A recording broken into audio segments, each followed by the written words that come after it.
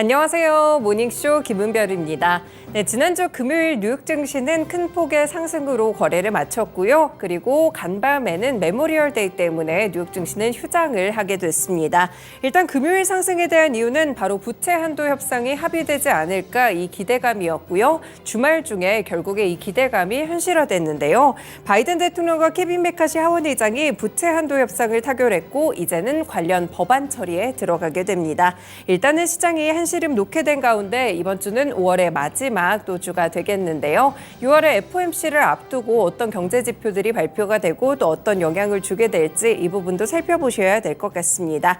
오늘의 모닝쇼 짧은 연휴간 있었던 소식들로 먼저 문을 열겠습니다.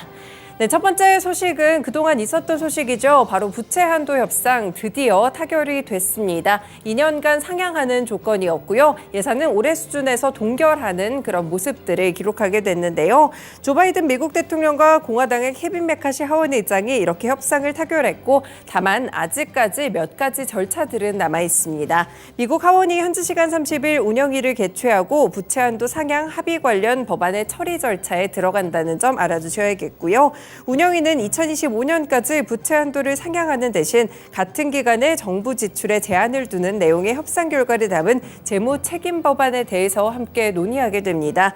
일단 해당 합의안은 미국의 정부의 채무 불이행 시한인 다음 달 5일 이전에 의회를 통과하기 위해서 반드시 거쳐야 하는 1차 관문으로 보시면 되겠는데요. 일단 합의안의 반대 입장인 공화당의 강경파가 운영위에 대거 포진해 있기 때문에 막판까지도 진통이 예상되고 있습니다. 일단 워싱턴 포스트 보도에 따르면 운영위가 위원 처리를 좀 해야 되지만 하원 운영위가 협상안을 침몰시킬 가능성도 있다고 보고 있는데요. 계속해서 백악관 측과 메카시 의장은 내부를 설득하면서 이 조율에 나서고 있다고 합니다. 일단은 가장 큰 산, 부채 한도 협상에 대한 타결 소식이 있었는데요. 이 산을 넘었지만 끝까지 운영위가 어떤 포지션을 취하게 될지도 살펴보셔야 한다는 점 보셔야겠습니다. 네, 다음 소식으로 넘어가 보겠습니다. 엔비디아가 실적 발표 이후에 한 차례 폭등을 했는데 계속해서 상승 랠리를 이어가고 있습니다. 결국은 바로 GPU 때문인데요. 이 GPU에 대해서 엔비디아가 전 세계 공급량의 무려 90%를 차지하고 있다는 내용입니다. 월스트리트 저널의 보도였는데요. AI용 반도체 칩인 GPU를 확보하기 위해서 굉장히 치열한 경쟁이 이뤄지고 있고 일단 월스트리트 저널 측에서는 코로나19 때 미국의 화장지 대란이 일어났던 점 기억하시나요? 이 부분과 상당히 비슷한 대란이 GPU에서 일어나고 있다. 이렇게 빗대어 표현을 했습니다.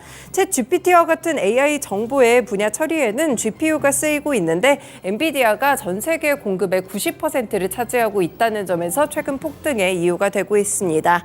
네, 이렇게 GPU 수요가 공급을 훨씬 더 앞지르게 되면서 클라우드 서비스 공급자들이 챗 GPT 개발사인 오픈 AI와 같은 업체에 제공할 수 있는 처리 능력들이 제한되고 있는 상황이라고 하는데요. 이 GPU의 경우에는 LLM, 그러니까 거대 언어 모델 AI를 훈련하는 기업에 있어서 굉장히 필수적인데 GPU가 없다면 이 작업이 상당히 느려진다고 합니다. 그래서 지금은 수요가 공급을 훨씬 월등히 초월하는 상황이기 때문에 GPU 가격의 추가적인 상승까지도 함께 예고되고 있습니다. 엔비디아 주가와 더불어서 국내 시장에서도 미칠 영향들 체크해 보셔야겠습니다. 마지막 소식입니다. 에르도안 튀르키예 대통령이 결국에 결선 투표까지 굉장히 치열하게 접전을 벌이게 됐는데요. 결국은 에르도안 대통령이 다시 한번 재임을 하게 됐습니다. 에르도안 대통령은 이번 재선으로 2003년 첫 집권 이후에 2033년까지 최장 30년에 달하는 사실상 종신 집권에 도전할 수 있게 됐는데요. 결국 러시아 측은 좀 안도하게 됐고 나토 내 이단의 골치를 알아온 미국이나 서방 국가들은 다시 한번 튀르키예와 굉장히 불편한 동거를 이어가게 됐습니다. 네, 결국에는 권위주의 체제를 유지하고 팽창주의 노선도 유지할 것으로 보이고요. 사실상 조금은 시장에서 외면받고 있었던 경제 정책에 대한 부분들도 이어질 것으로 지금은 시장이 예측을 하고 있습니다.